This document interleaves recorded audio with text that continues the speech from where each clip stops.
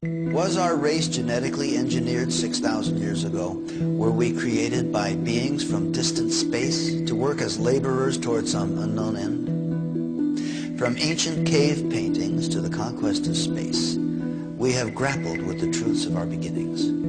But what if the question of our origin falls outside the realm of social acceptability?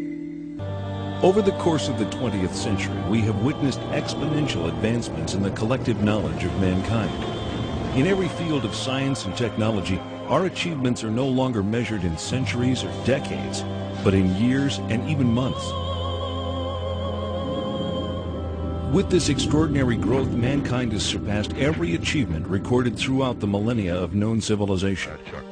But what if the breakthroughs of today concerning humanity, the earth, and our beginnings are not new wisdom at all? What if much of this supposed recent knowledge lay secreted away in the ruins of a once powerful society, awaiting our discovery? Could this alleged new knowledge, uncovered in Earth's little corner of the universe, be considered Genesis revisited?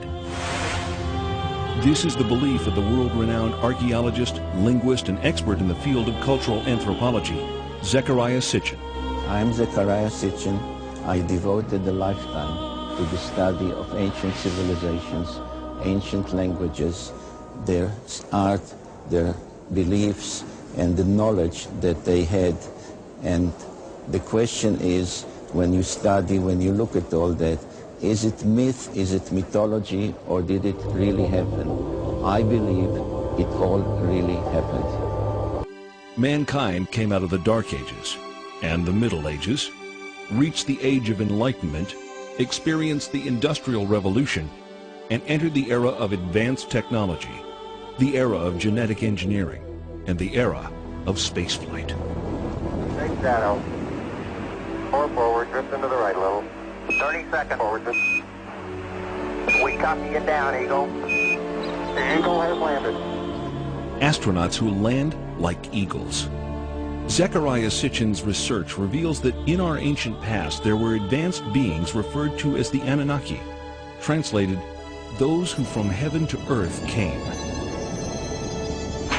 The idea that there was in our solar system a race of intelligent beings far older than us who are now gone would certainly force us to rethink lots of questions, including the question of human origins. Where did we come from? Could we be the products of genetic engineering? The hypothesis that modern science is only now catching up with ancient knowledge is inspiring scientists and researchers to increase efforts to rediscover that which may have been lost over time. It rekindles a situation that has lain dormant almost 5,500 years. The incident of the Tower of Babel. In the Babylonian version of the biblical story, the people of Babylon were building a tower whose head shall reach the heaven, in which a Shem, a space rocket, was to be installed under the direction of their supreme god. But the other deities were not amused by this foray of mankind into the space age. The biblical story recalls that Yahweh came down to see the city and the tower that the humans were building, and he said to his colleagues in Genesis chapter 11, "This is just the beginning of their undertakings. From now on, anything that they shall scheme to do shall no longer be impossible for them. Come, let us go down and confuse their language so that they should not understand each other's speech." Thanks to the science of archaeology, experts now know that the first great civilization emerged almost 6,000 years ago. Older than the Greeks, older than the Mayans, older than the Incas. The people of this society were called Sumerians, after their land, Sumer, in the great plain between the Euphrates and Tigris rivers, today's Iraq.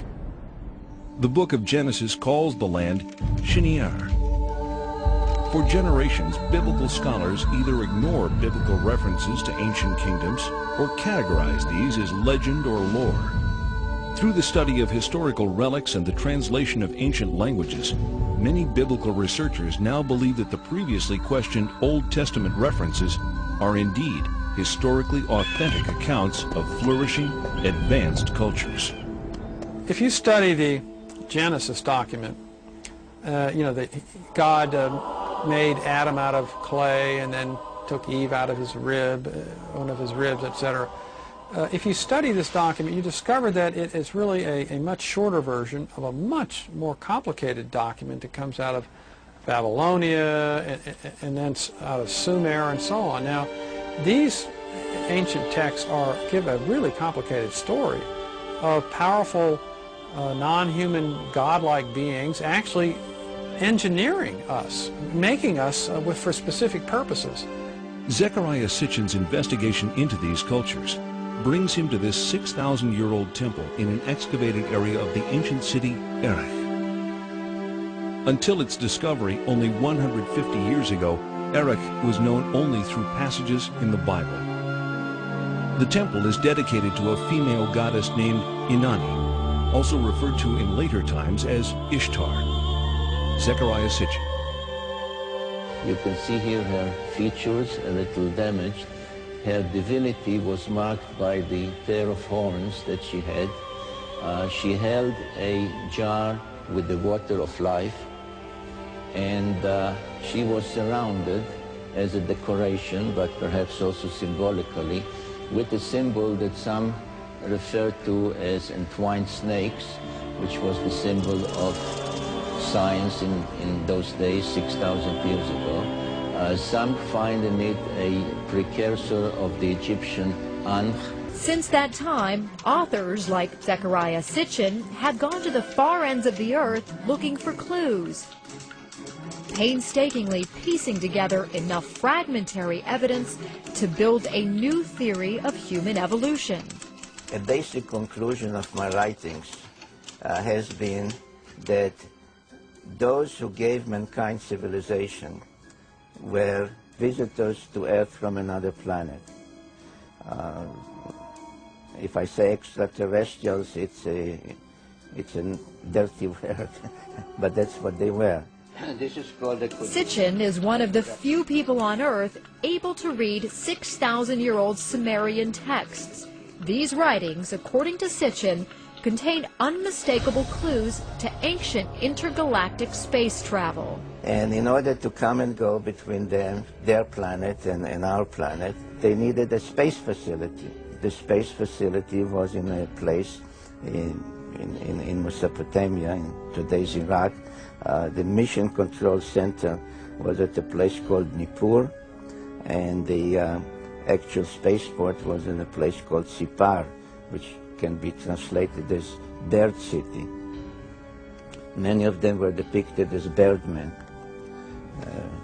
with wings. People that look like us, not with little horns or green, people that look like us started to come between their planet and Earth about 450,000 years ago. Why do they look like us? We look like them. Because if you know the Bible, which is based on the Sumerian tales, at some point they engaged in genetic engineering and mixed their genes with the genes of Homo erectus. We can use various scientific terms, but let's say with early hominids to bring about Homo sapiens, us. Well, where did all this come from? And I think that you need to turn to the ancient Sumerians themselves and listen very carefully to what they have to say, because what they have to say, not just in one place, but over and over and over again, is that they were taught civilization by these beings that came from the heavens to the earth. They called them the Anunnaki. The Sumerians wrote down their history on clay tablets like these, which lay ignored in a Berlin museum for half a century.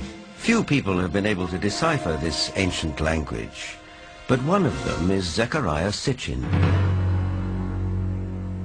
The writings and the pictorial evidence left behind by the Sumerians going back 6,000 years speak and depict people who came from another planet called Nibiru, and many of the depictions showed them much bigger, at least by a third, perhaps more than the average human being, so they were giants.